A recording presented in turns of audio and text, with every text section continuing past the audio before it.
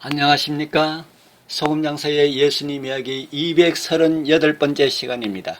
오늘은 할인 판매가 없는 기독교라는 제목으로 짧지만 긴 감동으로 여러분들을 초대합니다. 먼저 본문 말씀을 봉독해 드립니다. 마태복음 13장 44절에서 46절에 있는 말씀입니다. 천국은 마치 밭에 감추인 보화와 같으니 사람이 이를 발견한 후에 숨겨두고 기뻐하여 돌아가서 자기의 소유를 다 팔아 그 밭을 샀느니라. 또 천국은 마치 좋은 진주를 구하는 장사와 같으니 극히 값진 진주 하나를 발견하며 가서 자기의 소유를 다 팔아 그 진주를 사느니라. 대부분의 사람들은 시장에서 그리고 어디에 쓰고 물건 값 깎기를 좋아합니다. 할인 판매한다는 광고가 뜨면은 물건을 사겠다는 일념으로 밖에서 점포문이 열리기만을 몇 시간이고 기다리는 사람들도 있습니다. 한마디로 원하는 물건을 제값보다 적게 지불하고 얻겠다는 것입니다. 할인 물품만 찾는 사람에게 기독교는 그리 좋은 품목이 아닐 것입니다. 감춘 보화와 값진 진주의 비유는 네 가지 흙의 비유에서 사람들이 예수를 배척하게 만든 요소가 무엇인지 뒤돌아보게 합니다. 예수님의 왕국이 종교 지도자를 포함한 대다수 사람에게 인기가 없었다는 사실에는 조금도 놀라울 게 없습니다. 예수님 나라는 지금도 사람들에게 인기가 없기 때문입니다. 왜 그러냐고요? 예수님을 그리스도와 주로 맞이하려면 우리의 모든 소유와 존재의 모든 것을 지불해야 하기 때문입니다. 훗날 예수님은 제자들에게 왕국을 위하여서 치러야 할 대가가 다름 아닌 그들 자신을 십자가에 바치는 것이라고 마태복음 16장 24절에서 누구든지 나를 따르오려거든 자기 십자가를 지고 따르게 될 것이라고 말씀하셨습니다. 히틀러의 광란을 끝장 내려다가 처형당한 디트리프 본 히퍼라는 사람은 그리스도가 사람을 부르신다는 것은 와서 죽으라는 명령하는 것이나 마찬가지라고 했습니다.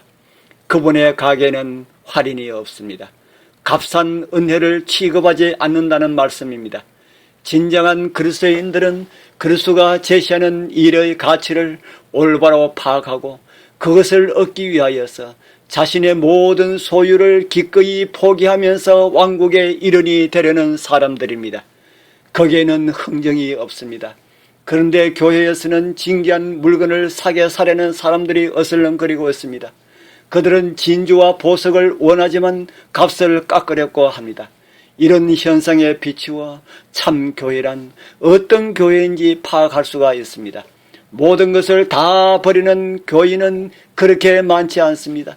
나머지는 주님의 밭에서 알곡 행실을 하는 가라지에 불과합니다.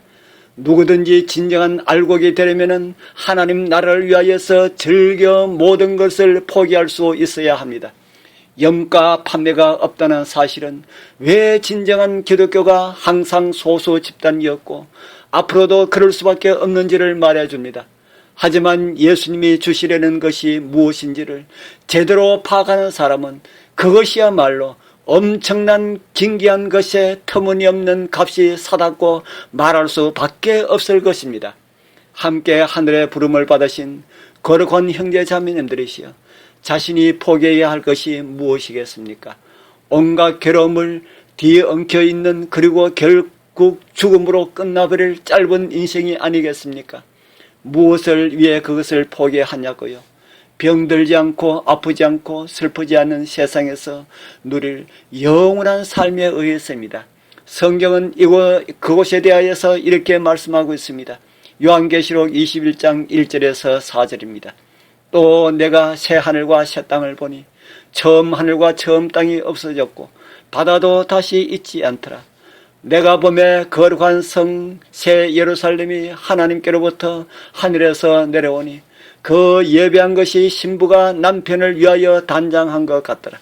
내가 들으니 보좌에서 큰 음성이 나서 가로되 보라 하나님의 장막이 사람들과 함께 있으며 하나님이 저희와 함께 거하시리니 저희는 하나님의 백성이 되고 하나님은 친히 저희와 함께 계셔서 모든 눈물을 그 눈에서 씻기심에 다시 사망이 없고 애통하는 것이나 곡하는 것이나 아픈 것이 다시 있지 아니하리니 처음 것들이 다 지나갔음이리라.